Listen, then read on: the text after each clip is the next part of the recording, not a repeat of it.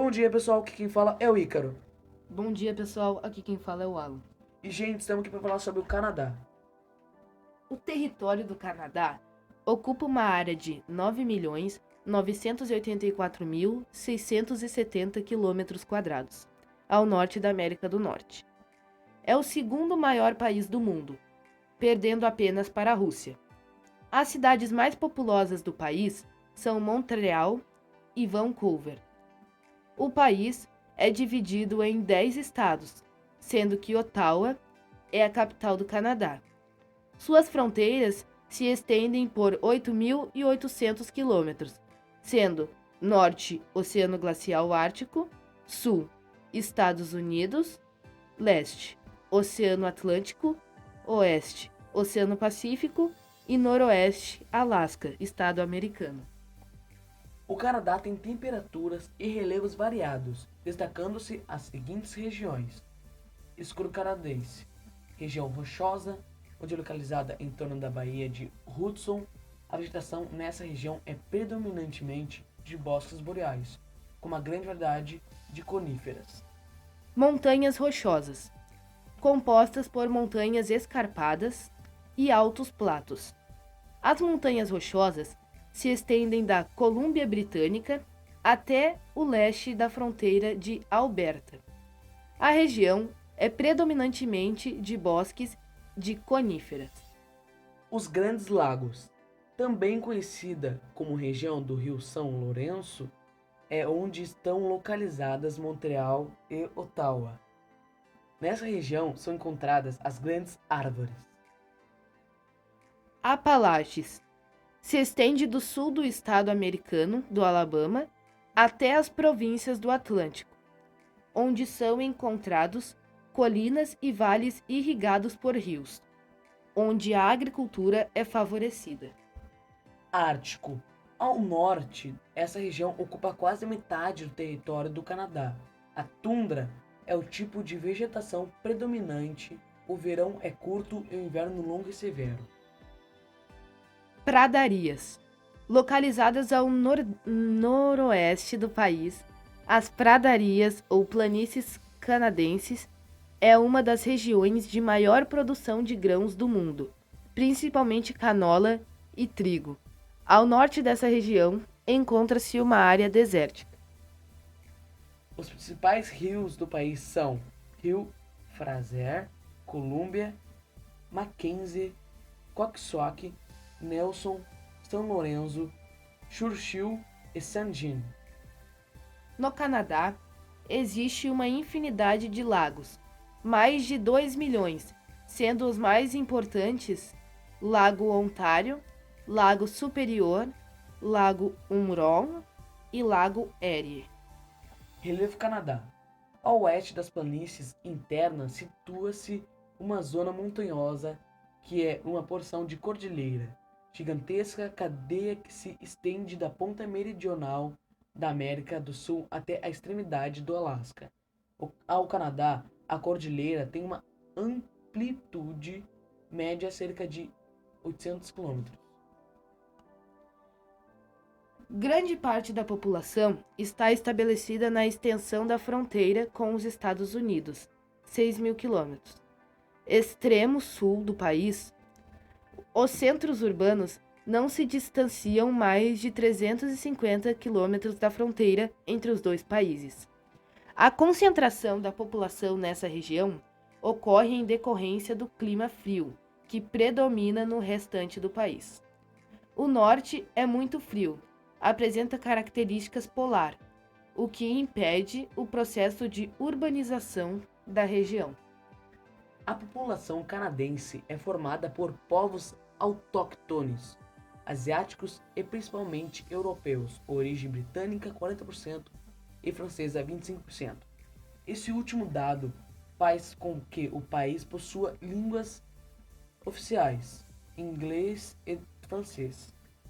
O território é extremamente urbanizado, pois 80% da população vive em cidades.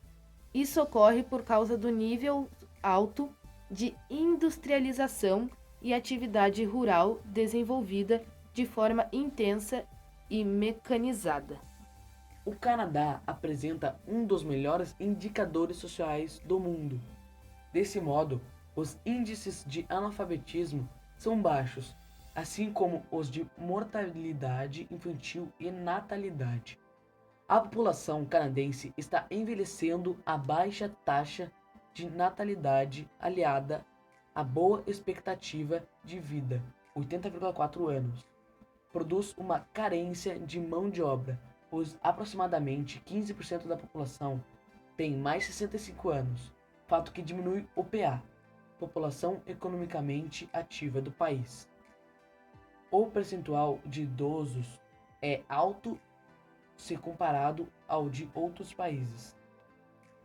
O desenvolvimento da mão de obra suficiente para o setor produtivo tem promovido o ingresso no país de um grande número de trabalhadores estrangeiros. É bom lembrar que isso acontece somente em períodos de economia aquecida. O Abraham Lake é um lago artificial localizado na região oeste da província de Alberta, em pleno rio Norte Saskatchewan. Além da sua beleza em si, chama a atenção também por uma curiosidade. Do seu interior pode ser avistados alguns reflexos esbranquiçados, que na verdade são formados pelo gás metano presente em grande quantidade nas suas profundezas. O lago tem uma extensão aproximada de 55 quilômetros, bem na base das Montanhas Rochosas, e é alvo de muitas curiosidades, principalmente por essa sua características, digamos, explosiva. Entre a primavera e o início do verão, o lago vai descongelando aos poucos e o metano sobe até a superfície. Nesse momento, caso algum curioso decida romper algumas camadas de gelo ainda existem pela extensão do lago, poderá notar como o gás escapa visivelmente pela fenda aberta. Isso permite constatar a presença do gás e até mesmo produzir fogo, que se alastra vigorosamente por vários metros acima. O incrível fenômeno das bolhas de metano ajudam a fazer do Abraham Lake um dos mais originais lagos do Canadá. De acordo com cientistas, o que ocorre é que em seu interior existe uma vegetação capaz de liberar o gás de acordo com determinadas condições. Ao atingir regiões próximas à superfície do lago, o metano congela, produzindo as famosas bolhas de gás, que podem ser vistas facilmente na superfície das águas, especialmente no inverno, quando é possível caminhar sobre o lago. Porém, os motivos que o fazem ser considerado um dos mais belos lagos canadenses não se resumem apenas aos seus efeitos químicos. O seu entorno também é considerado um dos mais belos da Colômbia Britânica. Ele é cercado por uma flora e fauna bastante exótica, como é típico dessas regiões que tem nas rochosas canadenses o seu pano de fundo.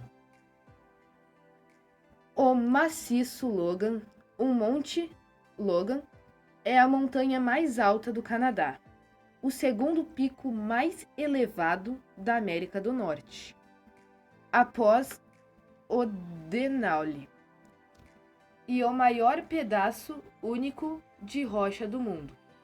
A montanha foi nomeada em homenagem a William Edmond Logan, um geólogo do Canadá e fundador do Serviço Topográfico e Geológico do Canadá. O maciço Logan fica dentro do Parque Nacional e Reserva de Kluane, em Yukon. É interessante observar que ele fica acima de uma falha tectônica, a perspectiva que o faz crescer um pouquinho a cada movimento.